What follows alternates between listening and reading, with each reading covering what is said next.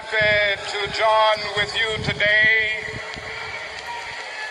in what will go down in history as the greatest demonstration for freedom in the history of our nation.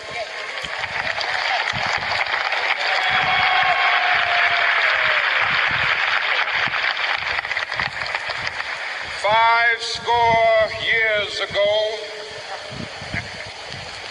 a great American in whose symbolic shadow we stand today signed the Emancipation Proclamation.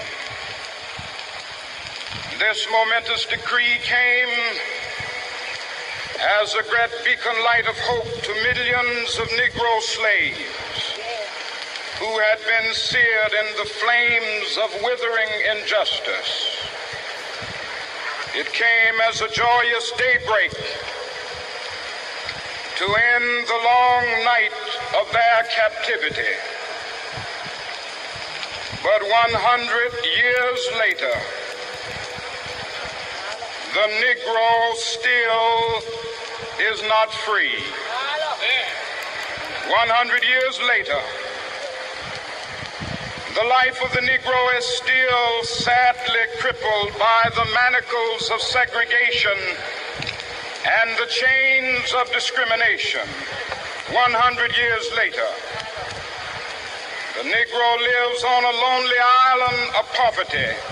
I have a dream that one day this nation will rise up and live out the true meaning of its creed.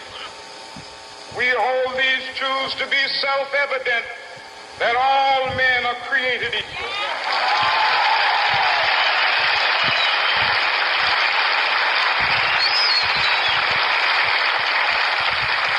I have a dream that one day on the red hills of Georgia, the sons of former slaves and the sons of former slave owners will they be able to sit down together at the table of brotherhood. I have a dream that one day, even the state of Mississippi, a state sweltering with the heat of injustice, sweltering with the heat of oppression, will be transformed into an oasis of freedom and justice. I have a dream. My four little children will one day live in a nation where they will not be judged by the color of their skin, but by the content of their character. I have a dream today.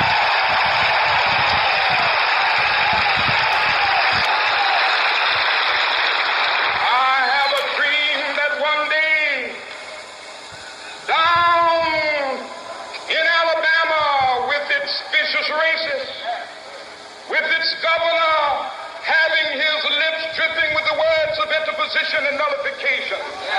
One day right there in Alabama, little black boys and black girls will be able to join hands